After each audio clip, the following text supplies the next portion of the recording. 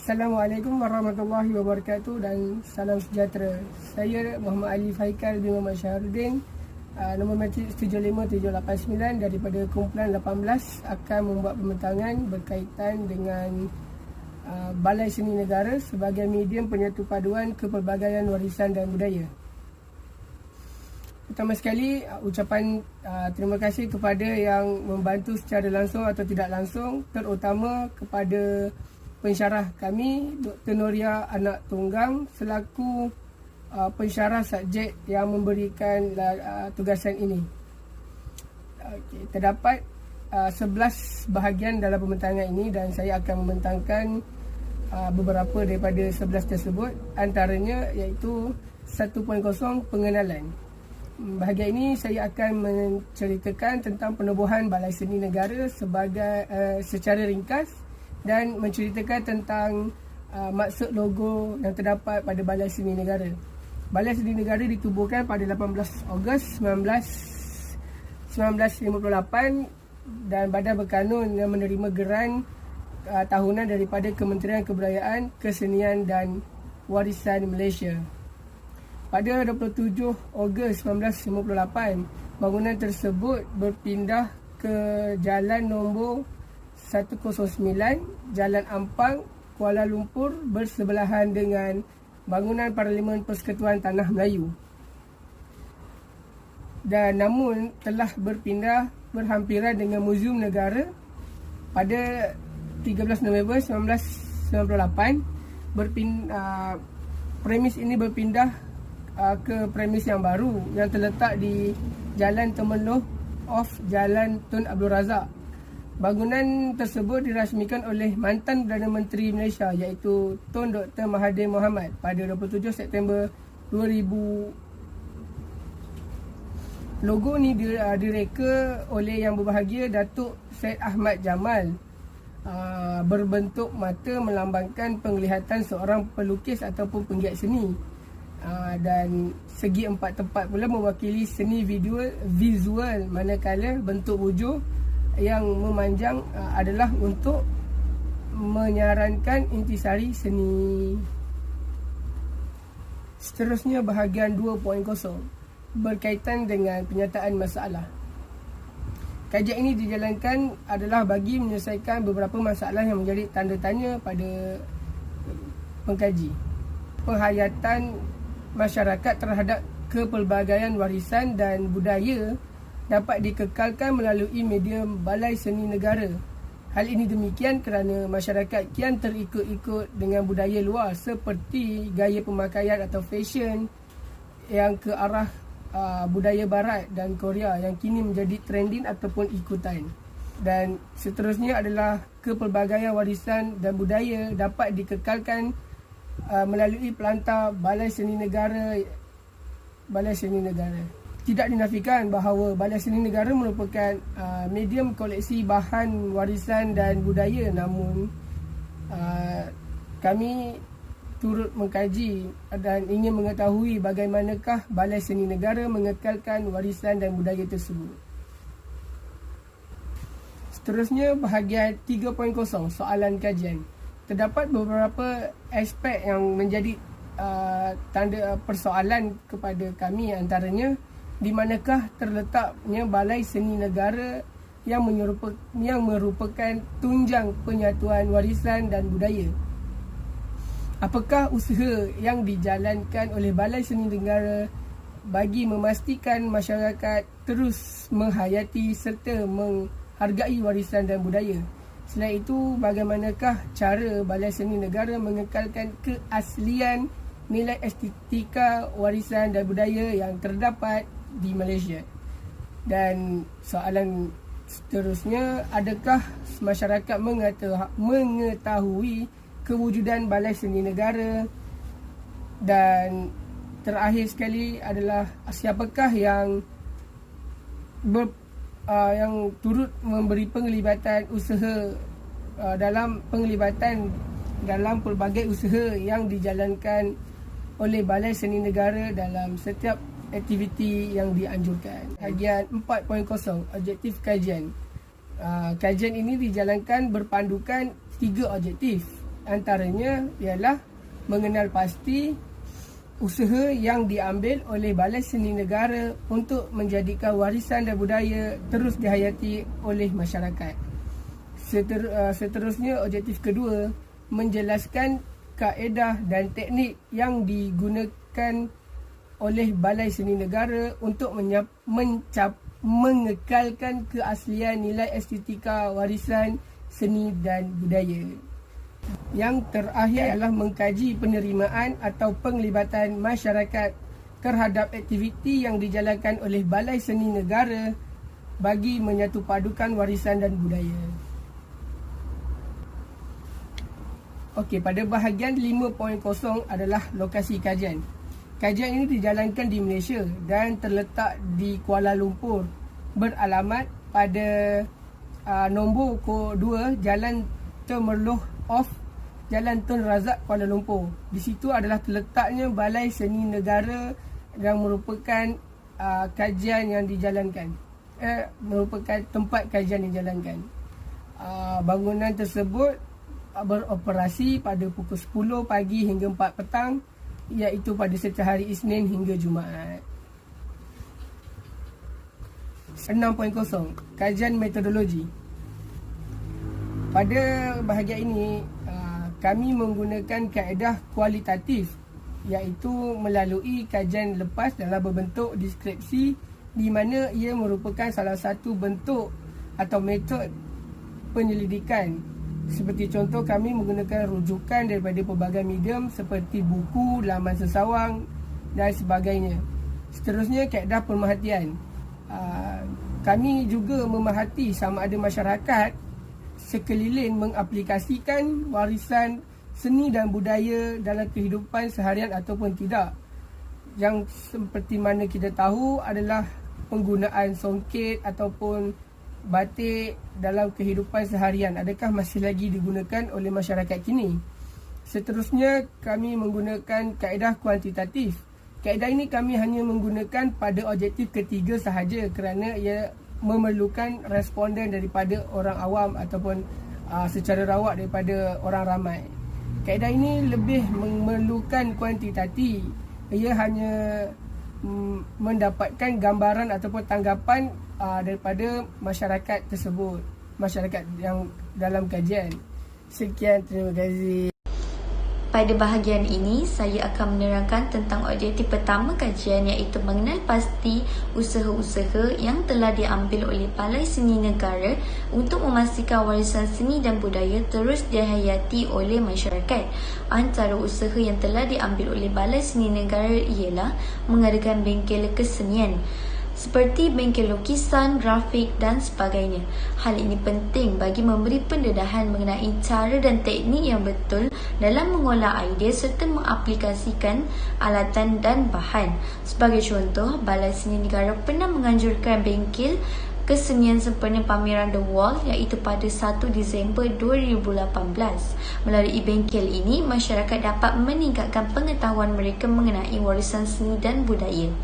Usaha lain Balai Seni Negara ialah mengajukan pertandingan berasaskan kesenian. Pertandingan ini diadakan bertujuan untuk mengasah dan menggilat bakat baru dalam kalangan pengkarya.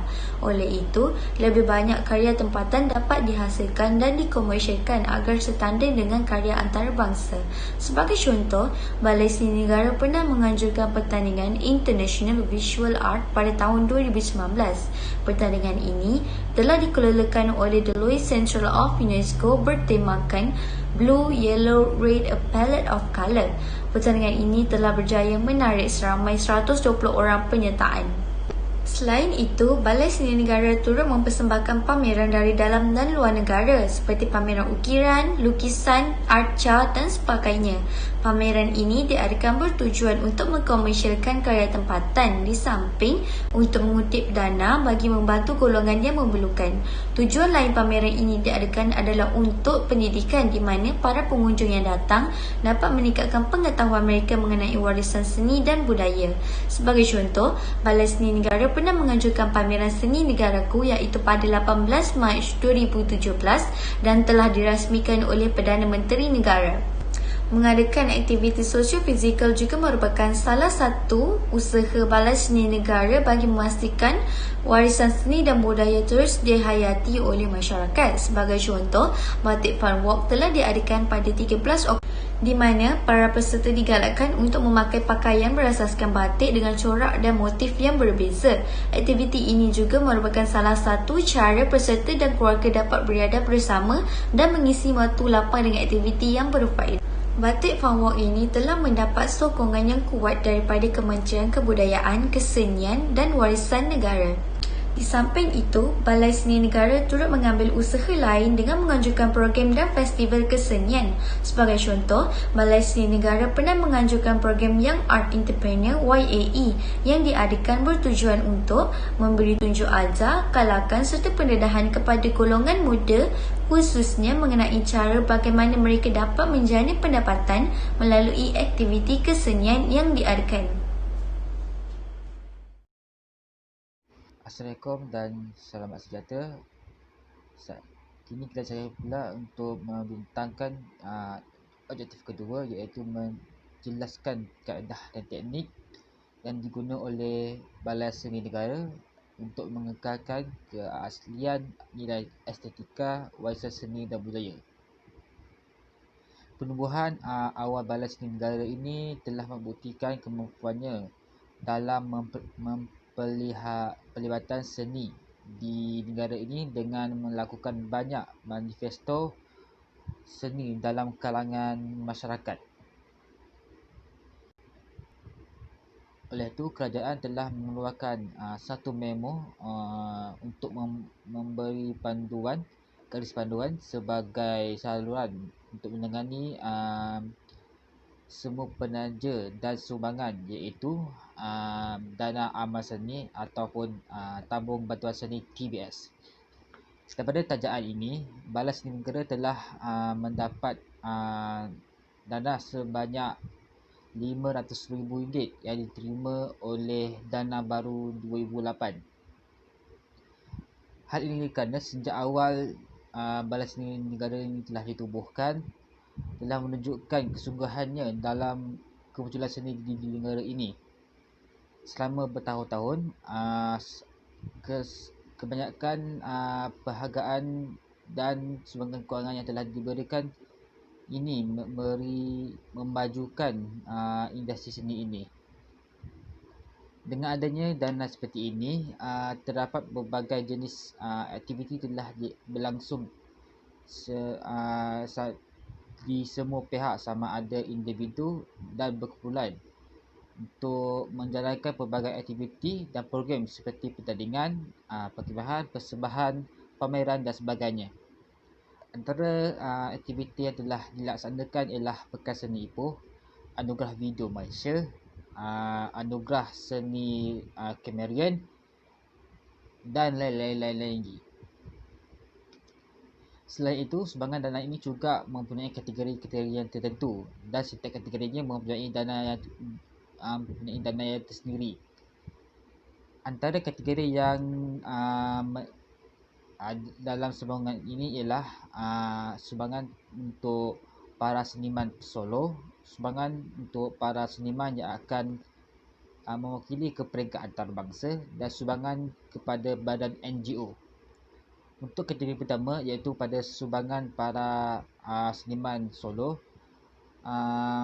Seniman solo ni akan yang ingin melancarkan pamerannya dalam bentuk perkhidmatan penyediaan, pembuatan katalog dan sumbangan sampingan, akan dianggarkan sekitar RM5,000 hingga RM15,000.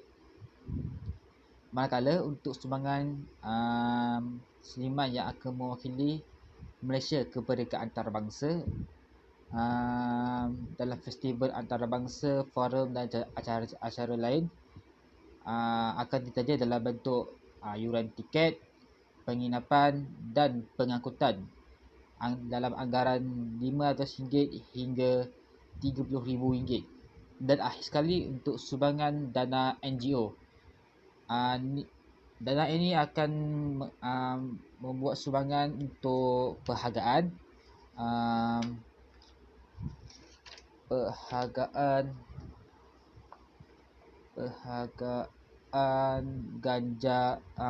ganjaran dan pemberian yang dianggarkan sekitar RM10,000 hingga RM50,000. Kebaikan daripada dana ini, TBS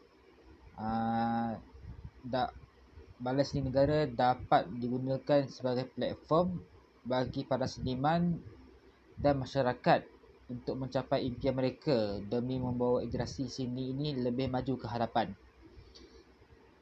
Kaedah lain yang digunakan oleh pihak Balai Seni Negara ini juga telah menganjurkan karnival seni pada setiap tahun.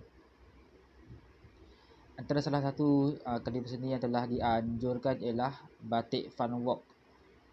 Yang hal ini kerana pada era yang moden ini, kesemua jenis teknologi digital seberguna kini kiat berkembang. Oleh itu, warisan seperti batik ini perlulah berkembang juga, kerana batik ini tidaklah tertumpu saja oleh galeri, bengkel seni maupun di Pantai Timur. Oleh itu, Batik Fun Walk ini merupakan salah satu kaedah yang boleh dijadikan sebagai media untuk mengekalkan warisan. Agensi yang terlibat dalam aktiviti Karnival Batik Fun Walk ini ialah terdiri daripada Yayasan Budi Penyayang Malaysia dengan kerjasama Balai Seni Negara. Menurut Puan Nori Tun Abdullah, objektif Batik Fun Walk ini merupakan memberi kesedaran kepada semua lapisan masyarakat, terutamanya golongan muda, untuk mengenali dengan lebih mendalam tentang batik yang merupakan salah satu warisan tradisi di Malaysia ini. Program ini dapat menarik ramai rakyat Malaysia untuk mengetahui lebih lanjut tentang batik-batik yang ada di Malaysia. Dalam Karnival Batik Fun Walk ini terdapat berbagai aktiviti telah dijalankan, antaranya berjalan kaki sejauh 3 km, senarobik dan sebagainya. Oleh itu, demi merealisasikan batik tersebut, peserta hendaklah memakaikan pakaian yang berasaskan batik semasa menyertai program itu dijalankan sepanjang hari. Tambahan pula, agensi besar seperti Yayasan Budi Penyayang dan Balai Seni Negara turut menyediakan kemudahan seperti pakaian batik kepada semua peserta untuk dipakai agar mereka lebih mengenali jenis-jenis batik yang ada di negara ini.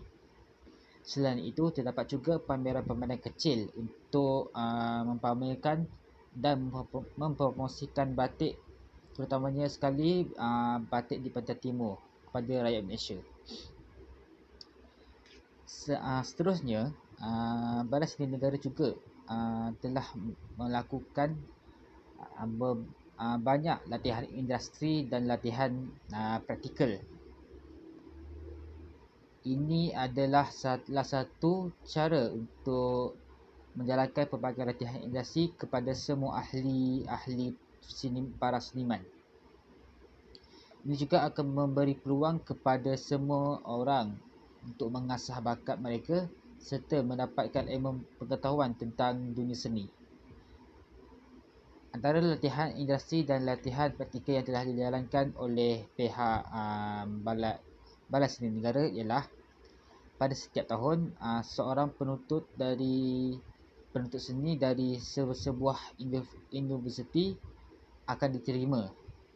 Salah satunya ialah yang menjadi popular ialah menerima seorang penuntut dari Universiti Islam Antarabangsa Malaysia, iaitu Cik Amalina binti Arba'in, bagi mengikuti internship selama 6 bulan di cawangan konservasi pada tahun 2008 yang lalu. daripada latihan beliau, beliau telah memberi sumbangan, iaitu beliau telah ditugaskan membuat penyelidikan bertajuk ancaman pencemaran dan benda asing pada arca awan bala seni negara. Sepanjang pelibatan beliau di dalam Balai Seni Negara ini, Balai Seni Negara telah menerima lawatan pelajar dan kaki tangan daripada beberapa buah universiti dan institusi seni tempatan untuk tujuan mempelajari dan mengetahui lebih mendalam tentang Balai Seni Negara. Selain itu, Balai Seni Negara juga melakukan beberapa program untuk menambahkan ilmu pengetahuan dalam kalangan penggiat seni. Antara program yang telah dianjurkan iaitu program Young Art Entrepreneurs ataupun sekatan YE yang telah diadakan pada awal Julai 2017 dan berlangsung selama 6 bulan sehingga Januari 2018. Program ini diketuai oleh seorang koordinator iaitu Encik Ahmad Safwan yang bertujuan untuk menumpukan seorang usahawan kepada pelukis tempatan di Malaysia. Hal ini demikian, seorang artis yang berjaya perlu mempunyai kriteria seperti inovatif, kreatif, bijak mencari peluang dan berkeyakinan untuk memastikan karya mereka sebagai salah satu sumber pendapatan yang menjamin kelangsungan hidup mereka. Itu saja oleh saya. Saya akan meneruskan, saya akan memberi peluang kepada sahabat saya seterusnya iaitu Syazmi untuk memulai pertanyaan. Terima kasih. Kami telah menggunakan kaedah kajian kualitatif iaitu kajian penyelidikan di mana pengkaji bergantung kepada pandangan peserta, menanyakan soalan yang luas dan umum, mengumpul data dalam bentuk perkataan atau teks daripada peserta atau responden. Kami telah mengajukan beberapa soalan kepada responden. Soalan yang pertama ialah bilangan persetujuan berkaitan kewujudan Balai Seni Negara mengikut kumpulan umur. Bagi peringkat umur antara 13 hingga 17 tahun, bilangan responden yang menandakan setuju adalah seramai 21 orang iaitu bersamaan 24.42%. Yang menandakan tidak pasti pula adalah seramai 1 orang iaitu bersamaan 12.50%. Dan yang menandakan tidak setuju adalah seramai 2 orang iaitu bersamaan 33.33%. Bagi peringkat umur 18 hingga 23 tahun pula, yang menandakan setuju adalah seramai 55 orang iaitu bersamaan 63.95%. Manakala yang tidak pasti pula adalah seramai 6 orang iaitu bersamaan 75.00%. Dan yang menandakan tidak setuju adalah seramai 4 orang iaitu bersamaan 66.67%. Bagi peringkat umur 24 tahun ke atas pula, yang menandakan setuju adalah seramai 10 orang iaitu bersamaan 11.63%. Manakala yang tidak pasti pula adalah seramai 1 orang iaitu bersamaan 12.50%. Dan tiada responden yang menandakan tidak setuju pada soalan ini. Jumlah keseluruhan bagi responden yang menandakan setuju pada soalan ini adalah seramai 86 orang iaitu bersamaan 100%. Yang menandakan tidak pasti adalah seramai 8 orang dan yang tidak setuju adalah seramai 6 orang. Bagi soalan yang kedua adalah bilangan responden yang pernah menyertai aktiviti anjuran Balai Seni Negara mengikut kumpulan umur. Pada responden yang berumur 13 hingga 17 tahun, bilangan responden menandakan setuju adalah seramai 8 orang iaitu bersamaan 23.53%. Tiada responden yang menandakan tidak pasti dan responden yang menandakan tidak setuju adalah seramai 16 orang iaitu bersamaan 24.24%. Bilangan responden pada peringkat umur 18 hingga 23 tahun pula yang menandakan setuju adalah seramai 21 orang iaitu bersamaan 61.76%.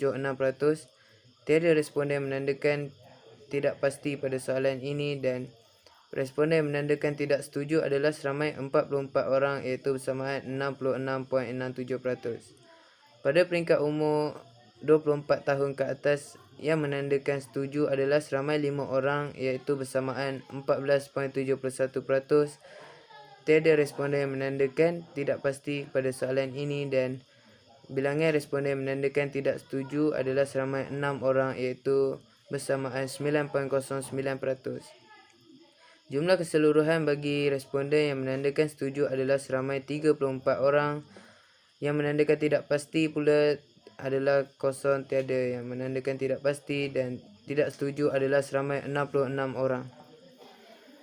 Untuk soalan yang seterusnya iaitu soalan ketiga adalah bilangan responden terhadap Balai Seni Negara yang dapat memberi ilmu pengetahuan berkaitan warisan seni dan budaya mengikut kumpulan umur. Pada peringkat umur 13 hingga 17 tahun, bilangan responden menandakan setuju adalah seramai 19 orang iaitu bersamaan 22.09%. Manakala yang tidak pasti pula adalah seramai 5 orang iaitu bersamaan 38.46% dan tiada responden yang menandakan tidak setuju pada soalan ini. Pada peringkat umur 18 hingga 23 tahun pula yang menandakan setuju adalah seramai 58 orang iaitu bersamaan 67.44%. Manakala yang tidak pasti pula adalah seramai 6 orang iaitu bersamaan 46.15% dan akhir sekali yang tidak setuju adalah seramai 1 orang bersamaan 100%. Pada peringkat umur 24 tahun ke atas pula, bilangan responden yang menandakan setuju adalah seramai 9 orang iaitu bersamaan 10.46%. Manakala yang tidak pasti pula adalah seramai 2 orang iaitu bersamaan 15.38% dan tiada responden menandakan tidak setuju terhadap soalan ini. Jumlah keseluruhan bagi responden yang menandakan setuju adalah seramai 86 orang dan yang tidak pasti pula adalah seramai 13 orang dan yang terakhir yang menandakan tidak setuju adalah seramai 1 orang. Untuk soalan yang seterusnya iaitu soalan keempat adalah bilangan responden yang bersetuju bahawa aktiviti yang dianjurkan oleh Balai Seni Negara dapat mengekalkan warisan dan budaya mengikut kumpulan umur. Pada peringkat umur 13 hingga 17 tahun, yang menandakan setuju adalah seramai 23 orang iaitu bersamaan 24.73%.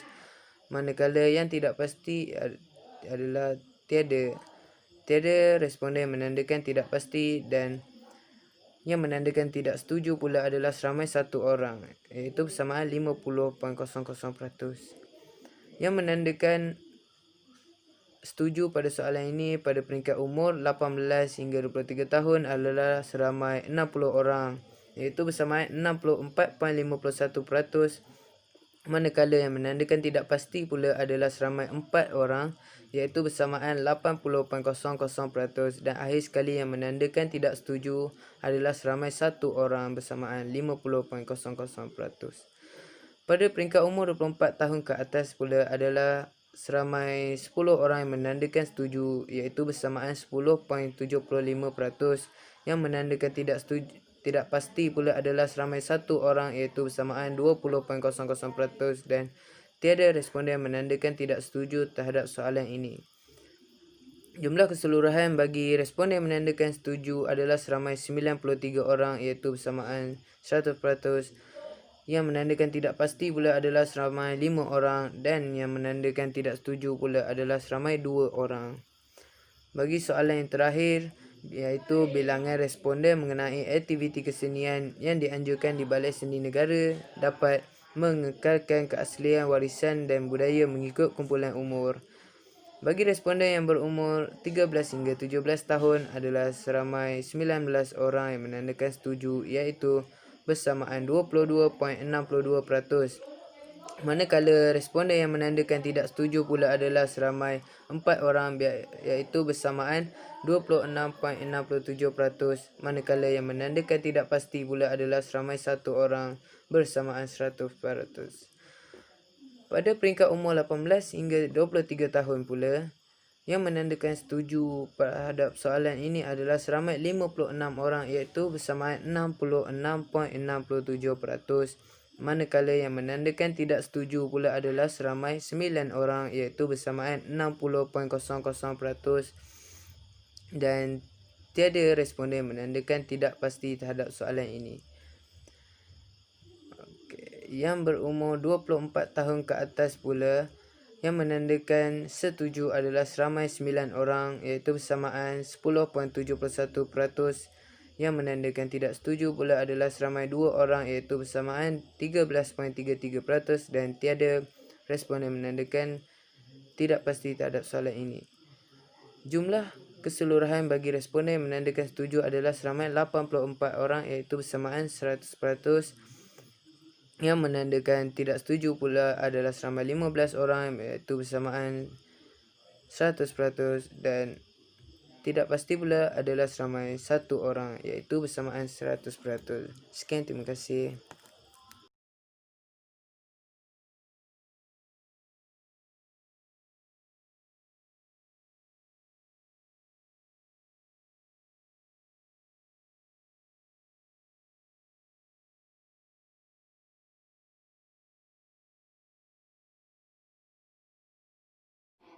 Okey, baiklah, saya akan membentangkan perbincangan dan pedoman dalam menjelaskan objektif kedua, iaitu menjelaskan kaedah dan teknik yang digunakan oleh pihak Balai Seni Negara untuk mengekalkan keaslian nilai estetika warisan seni dan budaya. Bagi objektif kedua dalam kajian ini, Balai Seni Negara telah melakukan pelbagai jenis kaedah dan teknik agar warisan seni dan budaya tempatan dapat dikekalkan. Hal ini penting bagi memberi kesedaran kepada rakyat Malaysia tentang kewujudan warisan dan budaya pada masa ini. Melalui objektif ini, kita dapat mengetahui bahawa terdapat pelbagai agensi sama ada kerajaan maupun bukan kerajaan yang masih mengekalkan warisan seni dan budaya tempatan yang kini kiat pupus, seperti batik, kraf tangan, wayang kulit dan sebagainya. Dalam kajian yang diperolehi, Balai Seni Negara telah melakukan pelbagai kaedah bagi memastikan masyarakat tempatan, terutamanya generasi muda, terus menghayati warisan dan budaya tempatan, seperti menyediakan sumbangan dana kepada penggiat seni, mengajukan program Young Art Entrepreneur, Carnival Batik Fun Walk dan sebagainya.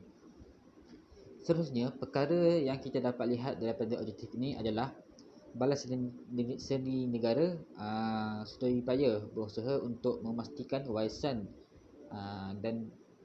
seni dan budaya tempatan di Malaysia dikekalkan dengan melakukan sebuah program iaitu Batik Fun Walk. Dalam menjayakan program ini, agensi kerajaan dan bukan kerajaan sepertinya Yayasan Budi Penyayang Malaysia bekerjasama dalam pelbagai aspek untuk memastikan warisan batik kini yang kiat dilupakan oleh golongan muda banding masyarakat di Pantai Timur yang mengaplikasikan batik sebagai pakaian seharian mereka. Pelbagai jenis aktiviti telah dijalankan untuk memastikan masyarakat daripada pelbagai peringkat umur dapat berseronok sambil mengenali batik dengan lebih mendalam. Kaedah seperti ini memberi keberkesanan kepada semua lapisan masyarakat untuk memastikan warisan batik dapat terus dikekalkan demi kepentingan semua generasi. Seterusnya, sumbangan dana yang telah diberikan oleh pihak tabung bantuan seni TBS cukup banyak membantu untuk balai seni negara mengembangkan karya pelukis tempatan supaya mereka lebih bersemangat untuk mempamerkan kreativiti mereka kepada masyarakat semua. Balai Seni Negara dapat merealisasikan impian ramai lagi artis untuk melangkah lebih maju ke hadapan. Ini jelaslah bahawa ini memberi kesan kepada pelukis tempatan untuk memperluaskan lagi warisan dan budaya tempatan untuk mempamerkan kreativiti mereka kepada masyarakat agar masyarakat masyarakat akan diingati untuk memelihara serta mengekalkan warisan dan budaya tempatan. Kesimpulannya, bagi memastikan warisan dan budaya tempatan terus dikekalkan, Balai Seni Negara boleh menyediakan lagi lebih banyak penambahbaikan kepada umum. Hal ini penting bagi memberi peluang kepada orang lain untuk merasai pengalaman dan menimba pengetahuan tentang warisan seni dan budaya tempatan yang terdapat di Malaysia. Salah satu cara yang boleh dilakukan ialah memberi galakan kepada pihak yang lebih generasi yang lebih muda seperti sekolah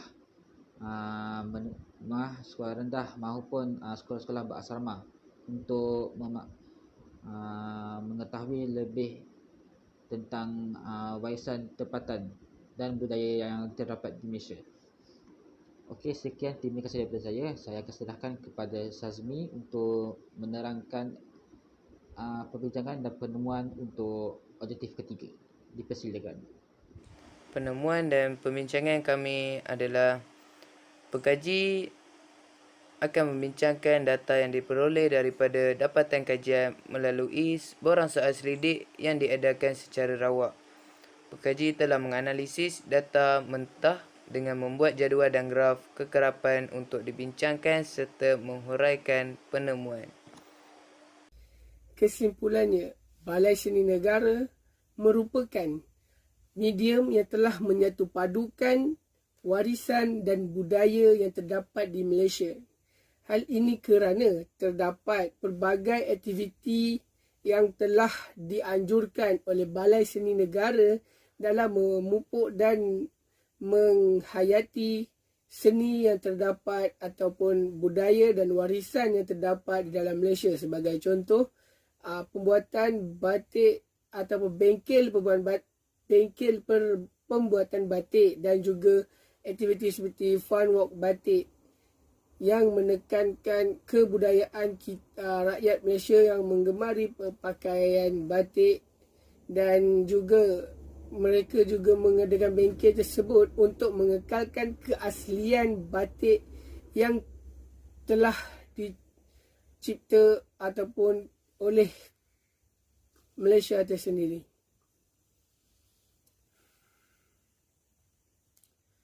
Sekian, terima kasih.